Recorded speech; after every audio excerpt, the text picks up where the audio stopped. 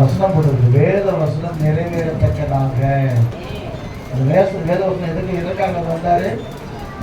ஜனங்கள் மீட்படிப்படியாக அவர் வந்தார். அதான் வேத வசனம் நிறைவேறத்தக்கதாக. சங்கீதக்காரன் சொல்றாரு, 1000 நாளை பார்க்கிறோம் இந்த பிரகாரங்கள் சொல்லி ஒரு நாள் நல்லது. தான் எப்படியாவது சபைக்கு போகணும். சகோதரர் சொன்னார், எப்போ ஞாயிற்றுக்கிழமை வரப்போறதுக்கு ஆவலாக இருக்கிற சபைக்கு போகணும், கர்த்தர் ஜனத்தோடு கூட கர்த்தரை ஆராதிக்கணும்னு சொல்லி. சில பேருக்கு ஊழியத்தில் தாகம்.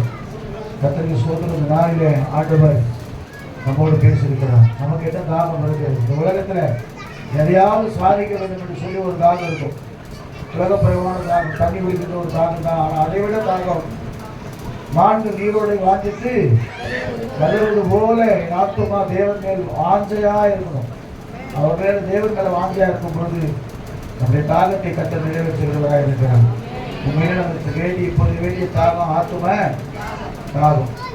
ஆத்தும தாகத்தோடு நாம் இருப்போம். கர்த்தர் சொல்லிப்பாங்க. அடுத்தபடியாக எஸ்தர் சகோதரி